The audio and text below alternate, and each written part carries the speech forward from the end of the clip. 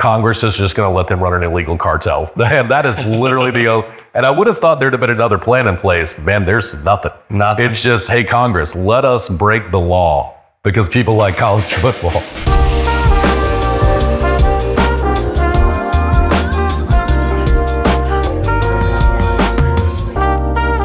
What's up, guys? Welcome into another episode of the Cutting Up Podcast. We have our first recurring guest on the show from 99.1 Sports Animal, radio host, Will West. How we doing, my man? Man, doing good. Doing really well. Yeah. Good to be back in the chair, right? Really glad to be back in the chair. I needed the haircut. So, and you always keep the fade fresh, sir. Yes, sir. And we know what we're doing, right? Same as always? Yeah, same as always. Awesome, my man. So, just got done with SEC Media Day. Yeah. Talking about doing a kind of a preview for the season. You're like, we're going to have Media Day this last week.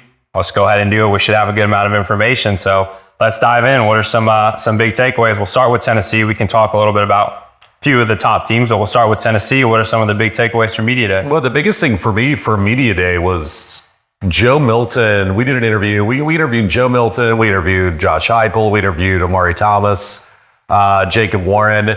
Joe Milton telling us that when he got injured, lost his job a couple of years ago in the pig game in 21, that he went home and was thinking he's going to quit.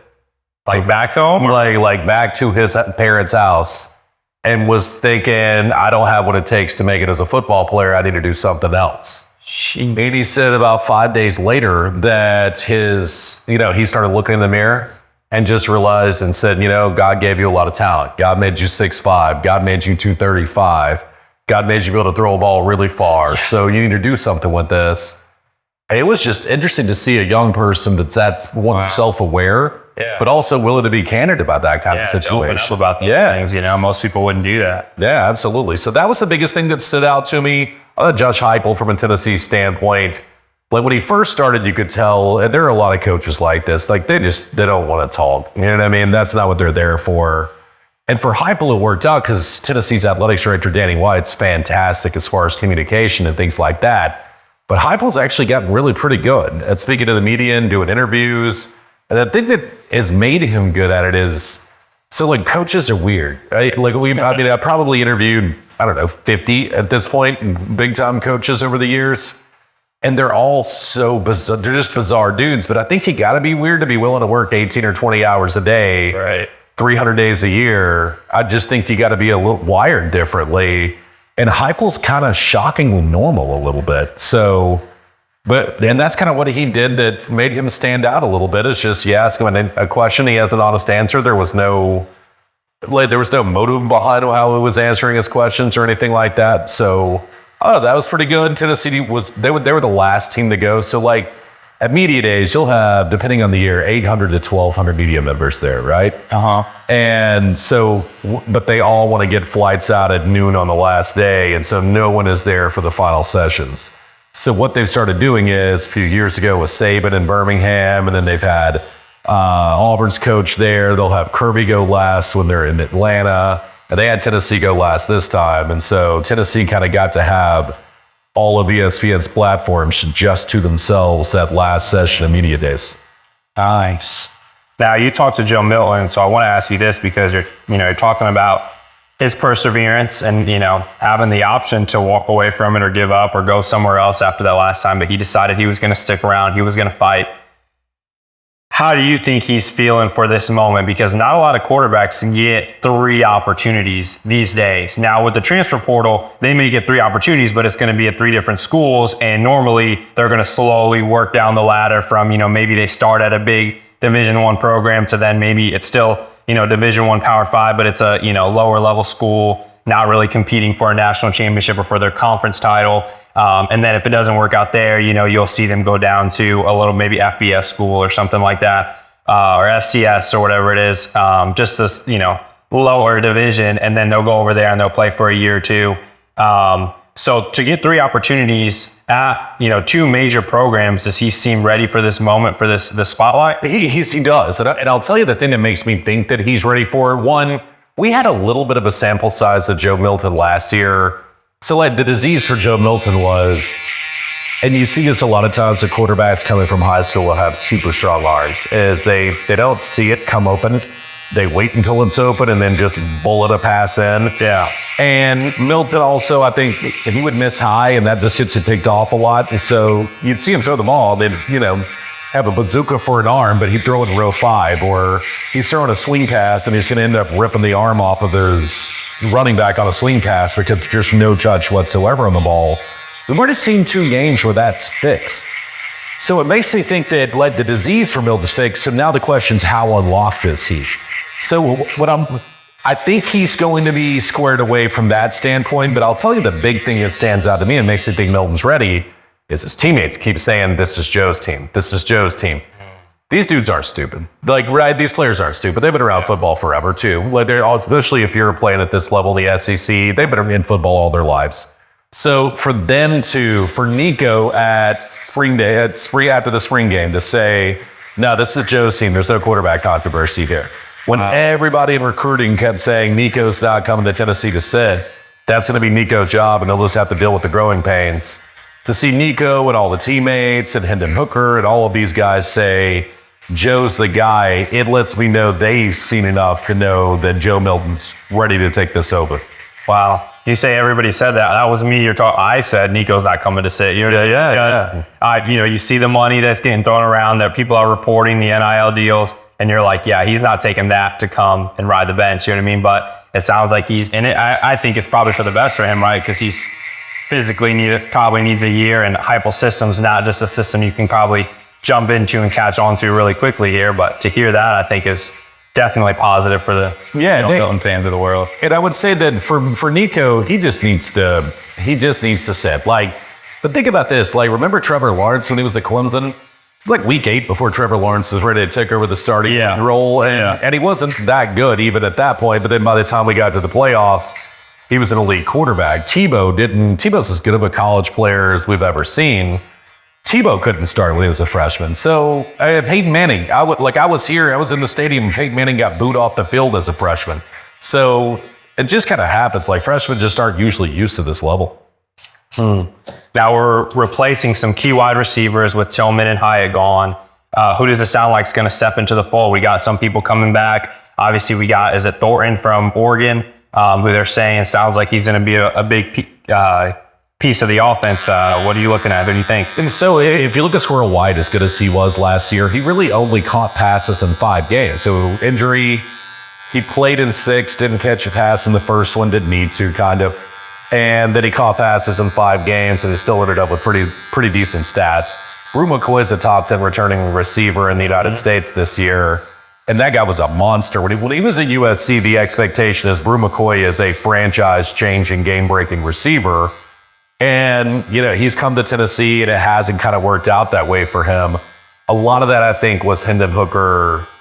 If it was open on the right side, that was his first read. He'd just get the ball out of his hands because the Heupel scheme just gets people open so much. So it's not as if he needed to scan the whole field a lot of times. Well, once Joe took over the starting job, once Hendon got hurt, you saw Brew McCoy get more looks. So I think Brew McCoy is going to be fine. I think you have Squirrel White in the slot. And then Ramel Keaton, who looks the part, right? He's the all-bus team. And he's been a good player, good blocker downfield. But Ramel Keaton has an opportunity to take that job on the right side. And if not, the only thing I've got out of Dante Thornton is, man, he's fast. That's the only thing that I've got any of these players to tell me about him. So we'll see. He is a guy that can take the top off if necessary. Another Hyatt. Yeah, another Hyatt, yeah. There we go. Now, I guess we could talk about offense all day because Tennessee's offense is electric and that's what people love. But the big question I would assume for most Tennessee fans is, what about the defense this year? Any changes? Anything new? Any hope for having a little bit of improvement on that end? What do you think? I think so last year they were downright elite against the run. The problem is they get lit up like a Christmas tree. So you get to the 3rd and 8 and you get the offense off schedule and then the secondary wouldn't be there, right? That was the issue, was that they had problems at corner. So it's weird because Christian Charles is a guy that everybody expected to kind of take over last year. I think this year he's one of the guys that defensive players are telling us expect a big year from is Christian Charles at a corner position. And Tennessee, of their 85 scholarships, 17 are to defensive backs. 17 of those. So 20% of their scholarship allocation are going to defensive backs. So that they have bodies to do it. There are some coaches who have told us, hey, Tennessee didn't do enough in the transfer portal bringing in guys, warm bodies to help out of that secondary. Because with Heupel's system, dude, they're gonna put up 40. So it's not like you need your defense to be great. You know what I mean? You just need your defense to not get lit up on when you're on 3rd and 12. You need your corner to just not get smoked in coverage. And that's so that's the thing they're looking for is if Kamal hadn't, how far has he come this offseason? Christian Charles, the other guys that are in the lineup. One thing I think that hurt as well is Tennessee they'd recruited upperclassmen. They had safeties that were upperclassmen that were recruited to play what Jeremy Pruitt does, which is kind of be a box safety a little bit, keep it in front of you. And then in Heupel's system or in Tim Banks' defense, you're expected to cover. And they just weren't that great at coverage. So those guys, a lot of them are super seniors or COVID seniors in their 5th, 6th years. They got to get better at in coverage, those safeties do. Dude, you brought up Christian Charles, and I actually think he was in here last week. I was on vacation, or it was the week before. Week before, I was on vacation, and my buddy told me he's cut a few of the players here and there, and he was in here, and I guess one of them brought in another guy, and he was like, his name's Christian, and so we were kind of looking it up, and I think, is that the only Christian on the team? Someone was pulled up the roster. We were kind of going through, but I think it was Christian Charles that was in here. So that's awesome. Yeah, that was pretty cool to have that here. So Amari Thomas has got to be leader on that defense, the defensive tackle for Tennessee, and that was the first name when we asked him, "Hey, give us some guys that you expect to have breakout years on the defensive side of the ball." The first name he gave us was Christian Charles. So hopefully he's back in here soon, and I can meet him and chop it up with him a little bit. So.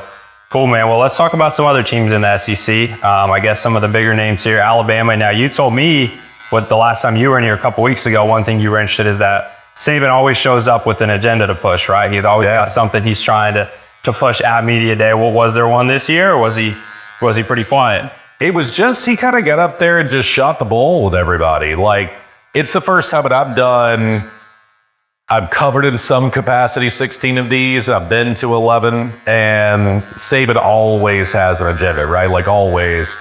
And I don't mean like in a bad way. I mean, but there's something that he'd like to create to make a talking point around college football that needs to be corrected, or it's a trend he doesn't like, or a trend he does like.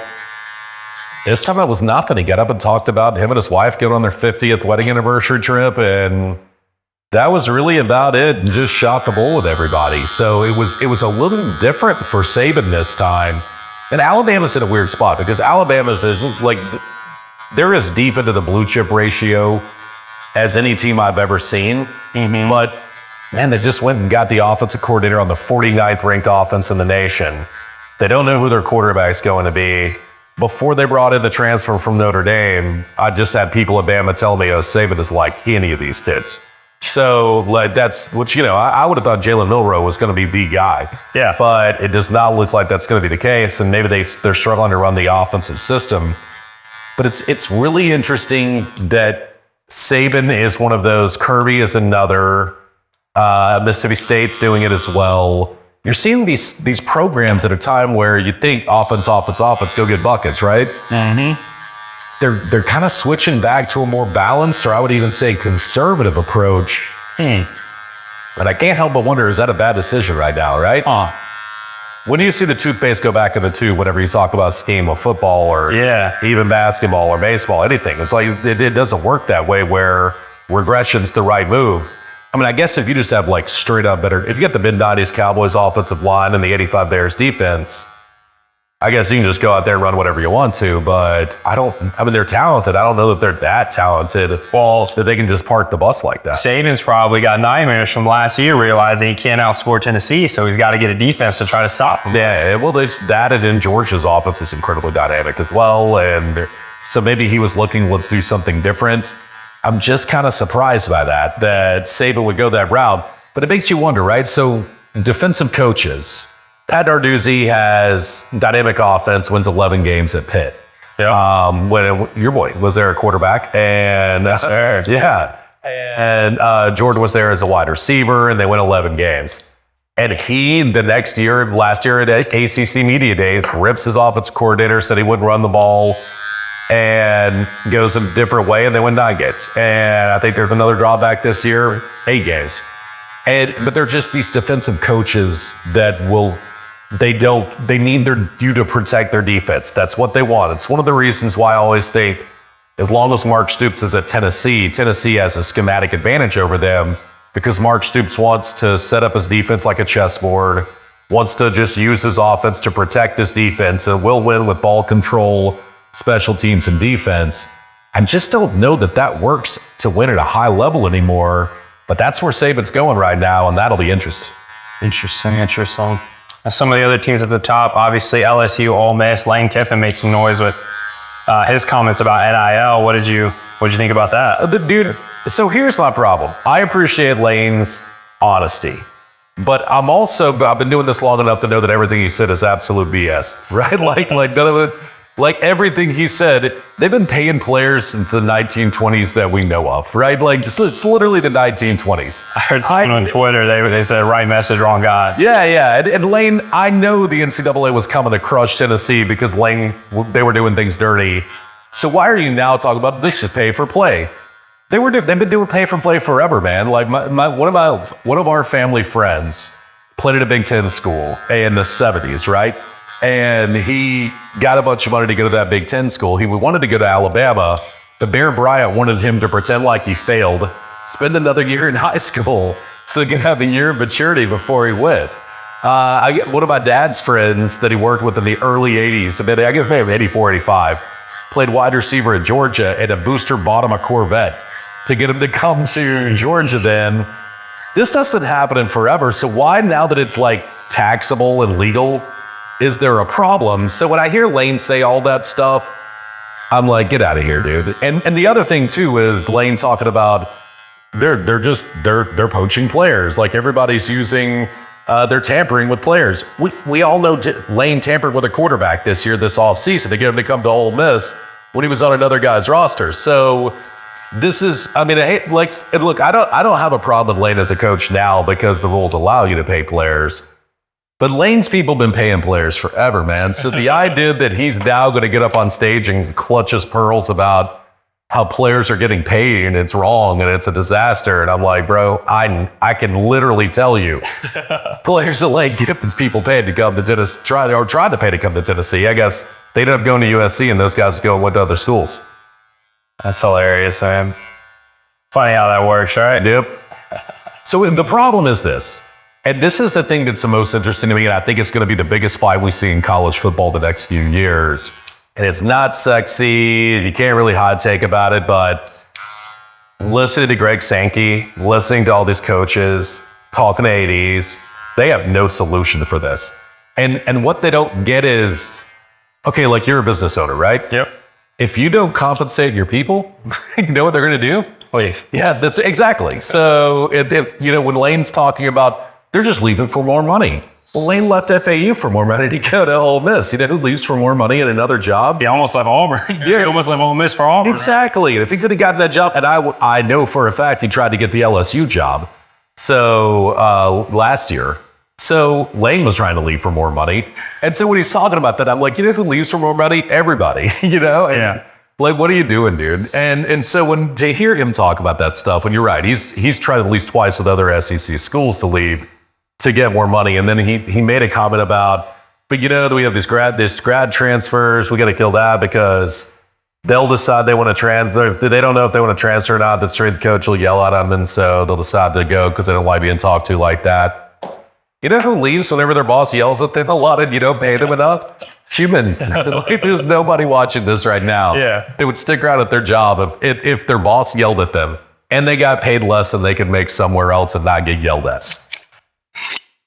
Now, I would personally like to see, I don't know what it is, I don't know how you solve it, but I would like to see some kind of change to the whole system because it is tough to follow these players. I mean, you don't know every single year. Like, I'll know a name and then all of a sudden I'll look him up and, oh yeah, he was there. And then, oh no, now he's over here. Like I was actually doing this the other day and we were talking, I forget who it was. I think I had a Nebraska fan in here. And I was like, oh yeah, your quarterback from Texas, Casey Thompson. It's like, oh, well, now he's at FAU. And it's like, dude, I remember this guy at Texas. 3 years later, now he's over there at FAU. And we kind of talked about that a little bit during the Joe Milton part where you kind of go from one school to the next school to the next school. That's a perfect example. Texas, Nebraska, FAU. And that's just kind of how it works. But it's just like, man, these guys are everywhere, and you can't really get a feel for who is who and where they're at. You know what I mean? So I wish there was some way you could kind of figure it out. I don't want to take the money away from the players, but either transfer portal, kind of cracking down on that somehow, or something, man, because it is confusing as a college football fan. It is tough for a fan. It is. But I'll tell you, like, here's the tough part. I used to, like, 07, 08, I did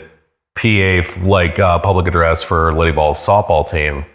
And the first year there was this girl, dynamic freshman pitcher, really good.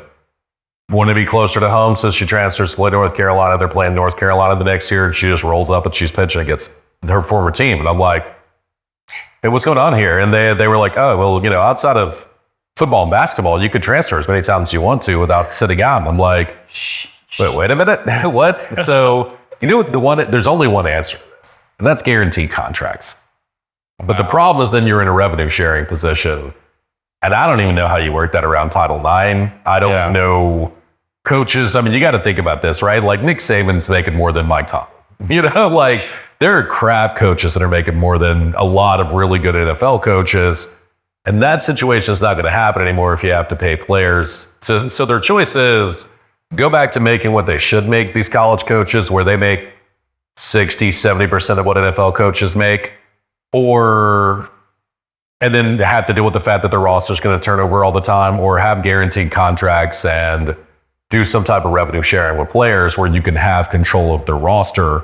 But what they're going for now is a Hail Mary that Congress is just going to let them run an illegal cartel. And that is literally and I would have thought there'd have been another plan in place. Man, there's nothing. It's just, hey, Congress, let us break the law because people like college football. And they're letting it happen. Well, we'll see what Congress does. I am told there is a pretty good chance a bill passes, but we aren't there yet. Well, let's make some predictions. Let's get some season predictions here. Tennessee, what are you thinking for their record? I think they're going to be 10-2 this year. 10-2? And a lot of people are 9-3. I think 11-1 is more likely than 9-3. Really? The biggest reason, it's really not as much about Tennessee as it is Tennessee's opponents. So if you look at the team games, look, Georgia and Bama are Georgia and Bama, and especially when you're playing at Bama, that's tough. Florida, and they haven't won in the swamp in 20 years. Tennessee hasn't, right? But Florida's win total right now in Vegas is at 5.5. So, that, it's just hard for me to pick them if Vegas is even in the ballpark, right, to beat Tennessee this year. You look at South Carolina, they beat Tennessee last year. There's a revenge factor there. Tennessee had some weird locker room things going on that week that I think led to that loss. And now they don't have that situation, and that person that caused the problems is no longer in the locker room. The other thing is South Carolina hired Dowell Loggins. Do you remember Dowell Loggins as an NFL fan? I don't. Adam Gase is offensive coordinator with the Jets. I remember Adam Gase. Yeah. He was the guy that ran Adam Gase's offense with the Jets. Every time he's been an OC, he's gotten his coach fired. Now, he was just working as the tight ends coach at Arkansas. So I think, if I was a South Carolina fan, I would just lie to myself and want to believe he's going to go run the Briles stuff. We're going to be fine. And if he does that, I think they'll be okay. But if he goes and runs that stuff out here that Adam Gase ran with the Jets, good dang luck. So then you go to Kentucky. That's a weird situation because you play Bama the week before you play Kentucky. Kentucky's off that week. The game is there. But do we remember the way that Kentucky got boat raced by Tennessee last year? I remember. So unless they did what they did 2 years ago, Kentucky, where Stoops just said, I can't win with ball control, scored 28 points. Forget what I do the other 11 games of the year. Let's just try to get as many points as possible. And they got the kid from North Carolina State, right? They did. Devin Leary's good, man. I think Devin Leary is better than Will Levis. I think he's a good bit better than Will Levis. So, but it's hard for me until I see it. I think Tennessee has to help Kentucky because Kentucky plays the ball control offense. It's just Tennessee's a bad matchup for them. So then you go to A&M, right? That's my question mark, because I think a lot of people are overlooking A&M because of what they were last year, but they're, like you said with Alabama, they've got all the blue chip recruits. They're still there. Oh yeah. They brought in a new offensive coordinator. What's his Bobby Trino? Yeah, Bobby Trino. And I don't personally think you can just assume that's going to be a win. And I think a lot of fans are. I think we should beat them. I think we can beat them. But to just give that a win on the season makes me nervous. Yeah, no. And A&M is a better roster. Just point blank, they have a better roster. But here's the thing. They're playing Bama. You're off the week before. Okay. And this week at media days, like the hope if you're an A&M fan was, okay, Jimbo's just got to get out of the way, let Petrino run his offense, and that's what this is going to be. And then this week at media days, or last week at media days, Bobby Petrino or Jimbo Fisher said, maybe Bobby will call plays.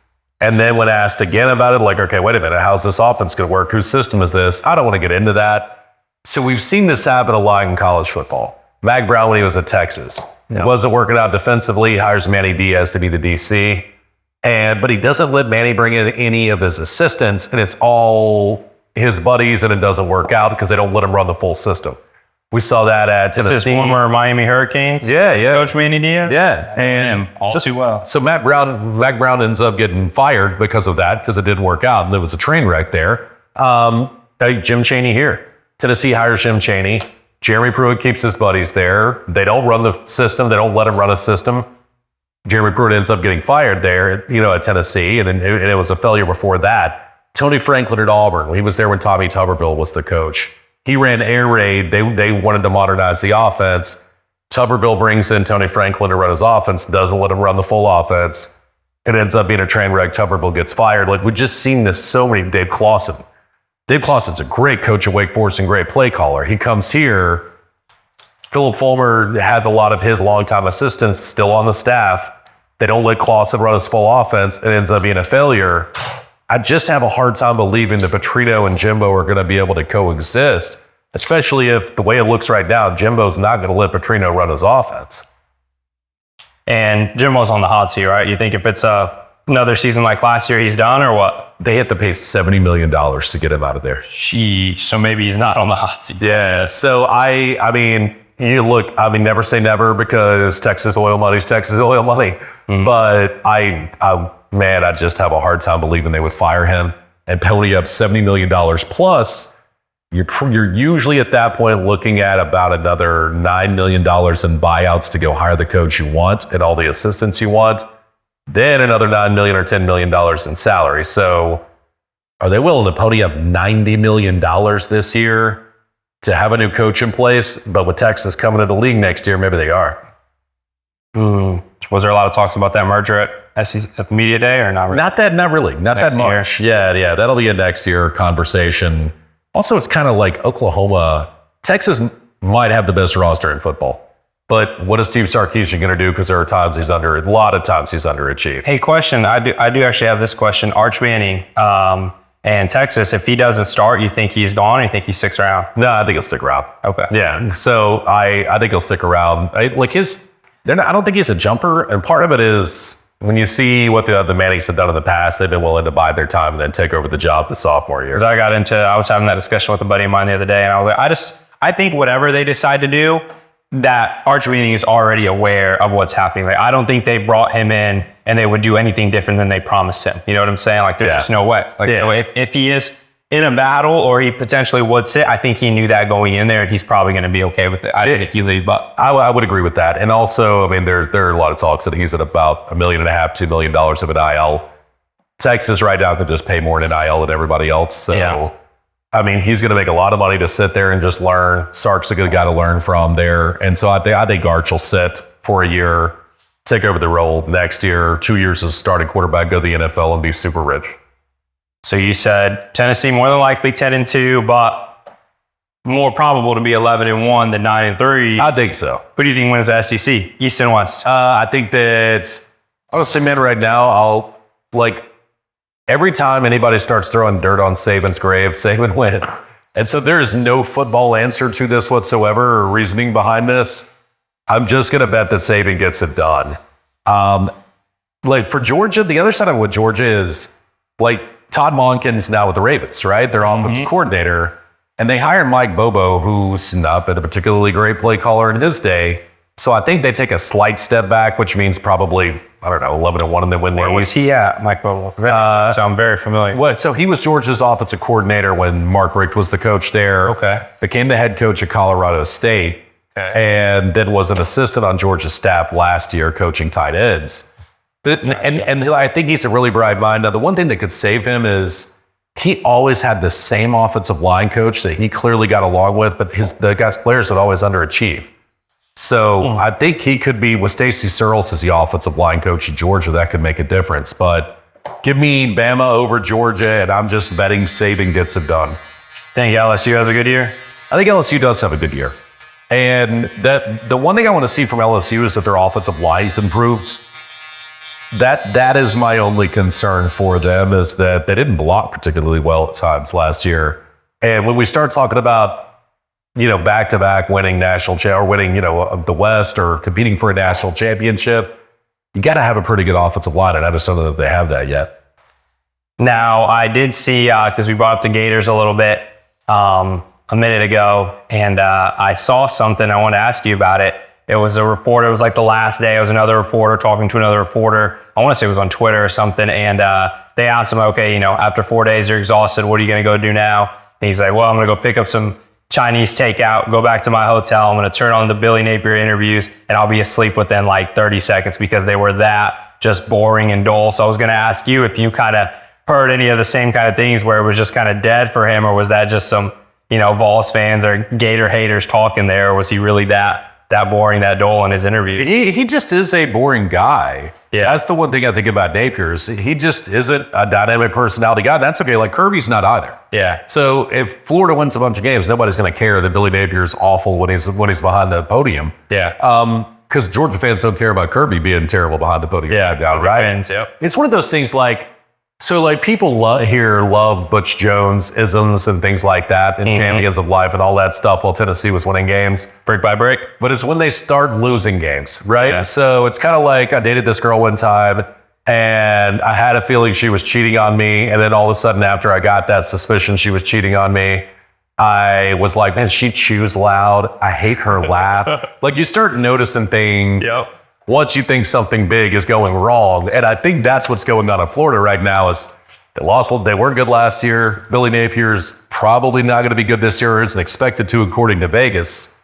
So now, although Billy Napier's boring, that's going to bother Florida fans this year when at the end of the day, the real issue is that they're losing games. Man. So give us who you think will shock people the most this year, whether for good or bad. Either someone that teams think are going to do or fans think are going to do really well and probably will have a down year, or the opposite, teams that or fans that don't think their team will do very well but may surprise some people. I think college, give me Texas as a disappointment this year. Okay. And I think Texas, part of that is their quarterback was, and I saw this in The Athletic a couple weeks ago, literally the least accurate quarterback in the nation. Was that yours? Yeah. Okay. Of players who had enough attempts, he was the least accurate quarterback in the nation, missed on 28% of his open throws. That is massive. And so I remember Mike Leach telling us years ago, hey, you can't teach accuracy. Either you're accurate or you're not, right? And then Troy Aikman kind of backed it up, was like 100%. That's right. So I think Texas is going to be a little bit disappointed this year. I think Ole Miss is going to be a lot better than people think they're going to be. They can block. They have Judkins coming back, and that's an impressive young man. He led the SEC in rushing last year, and he was a 17-year-old when the season started. And so now he's got another year of a college, weight training program behind him.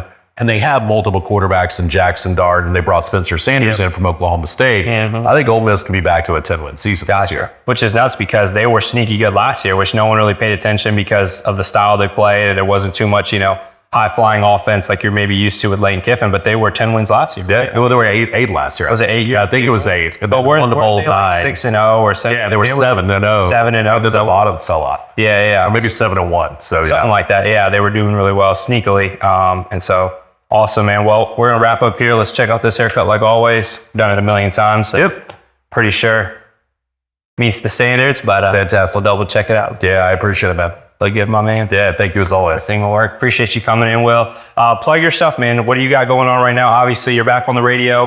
Things are going well there. But social media-wise and any other shows you got, go ahead and plug those now and tell us about it. 3 to 7 on 99.1 The Sports Animal in Knoxville, or you can stream in 991thesportsanimal.com. On Twitter at Will West WNML, Facebook, Instagram, the whole 9 yards. Couple podcasts, I have a soccer podcast called Match Week with Will and Chris as well. If you're a fan of EPL, we do EPL every single week on that on YouTube as well. Awesome, my man. Awesome. And Threads? On Threads now? I'm on Thread. I don't really thread a lot. What about X? It's Twitter, but it's X now. It is, you're right. It is X. Like, I'll be real. I don't care what you call it as long as I get to watch people argue about stupid stuff all day while I'm eating my lunch. That's all that matters? That's all I care. Awesome, my man. Well, guys, go shoot him a follow. Tune into the radio anytime. Go watch his shows. We appreciate you guys for watching. Like, share, subscribe, and we will see you next episode. Peace out.